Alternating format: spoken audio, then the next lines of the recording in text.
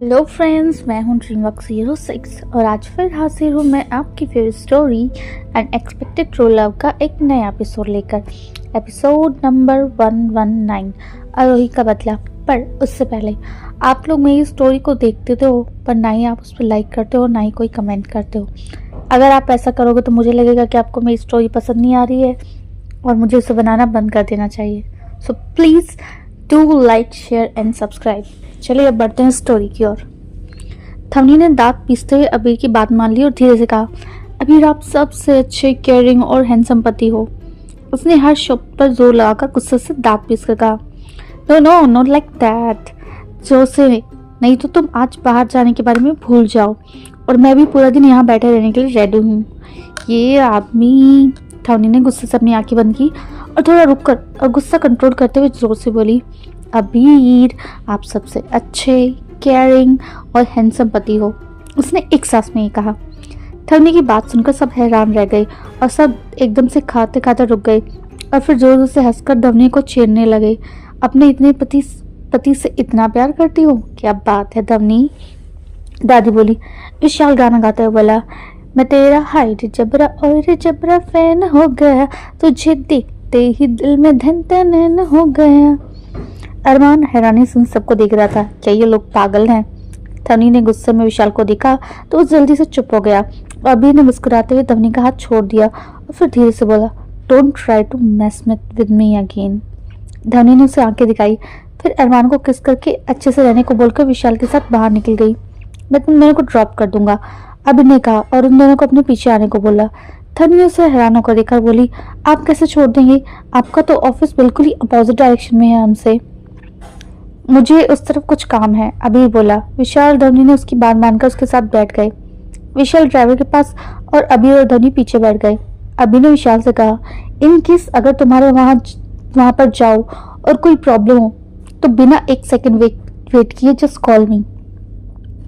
अबीर का उसके परिवार के लिए कंसर्न देखकर धवनी का दिल भावनाओं से भर गया। वो अबीर को बड़े प्यार से देखने लगी और अबीर प्यार से उसकी तरफ मुस्कुरा दिया। जल्दी वो पहले धवनी के कॉलेज आ गए। धवनी उतर कर जाने लगी तो अबीर ने धवनी का हाथ पकड़कर उसे अपनी ओर खींचा और अपने गले से लगा लिया।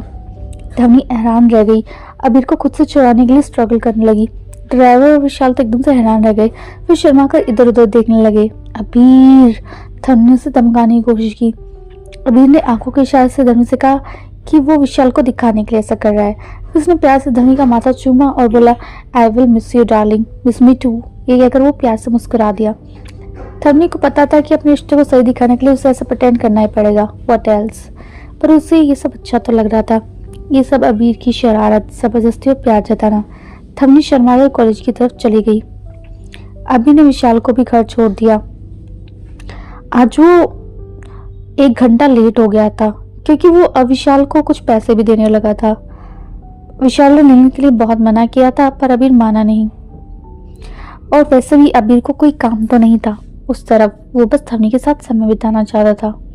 कोई नहीं, भले ही उस प्रीशियस टाइम वेस्ट हुआ पर उसे जरा भी दुख नहीं हुआ।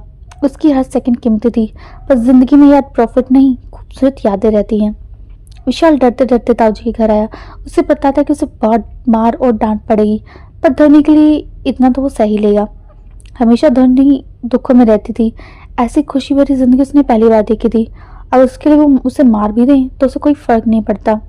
वो डरते हुए घर के पास आया तो धूप से गई आरोही ने जब विशाल को देखा तो उसका दिल नफरत से भर गया। जब वो 2-3 दिन बाद वापस आई तो उसकी कमर टेढ़ी हो गई थी, उसके पैरों में जब दर्द था। जब वो आई तो उसके माँ पापा बहुत खुश हुए थे और उसे देखकर उन्हें लग रहा था कि अभी कुछ ज्यादा ही शौकिया बंदा है जो उन्होंने उसकी बेटी का ही हाल कर दिया है और जल्दी उन्हें खुशखबरी मिल जाएगी। जब आरोही ने बताया कि उसका ये हाल बहुत ज्यादा काम करने के कारण हुआ है तो सबका खून खोल गया और उन्होंने धवनी, विशाल और अबीर के परिवार को बददुआएं दी। उन्हें पता था आज नहीं तो कल विशाल आ ही जाएगा। कौन किसी को इतने दिन फ्री में राशन खिलाएगा और अबीर का मन भी जल्दी धवनी से जल्दी भर जाएगा। फिर कहाँ ही जाएगी क्योंकि अबीर इतना आदमी है। उसे लड़कियों की क्या ही कमी होगी, वो एक से बढ़कर एक है। जैसे ही वो आरोही ने विशाल को आने की खबर दी तो सब बदले के लिए तैयार हो गए। धवनी की माँ के सबने हाथ पैर जोड़े पर उसे बुआ ने पकड़ लिया। विशाल डरते हुए अंदर आया। जैसे इसकी वजह से सोफे पर लेटी चंदा बुआ पर गई तो उसका खून सूख गया। सब जानते थे वो कितनी जालिम औरत है। विशाल भागने के लिए जैसे मुड़ा तो वो चिल्लाई, लौंडे चाहे है वही रुक जा, नहीं तो तेरी माँ की चमड़ी उधेड़ दूंगी। विशाल ने डर के पीछे देखा तो आरोही और सुषमा ने माँ को पकड़ रखा था। विशाल घबराकर अंदर आ गया तो वो बोली, बड़ा चखा दो इसे, हमारी राजकुमारी को तंग करने की अच्छी सजा दो। विशाल अंदर तक हिल गया। रमेश और सुरेश ने उसे पकड़ लिया और अंदर ले आए। मार बिटिया इसको, बुआ ने आरोही से कहा। आरोही की तो खुशी से आंखें चमक गई और उसने विशाल को नफरत से देखा। नहीं नहीं दीदी, मेरे बेटे को छोड़ दे। अभी विशाल की माँ ने हाथ जोड़े।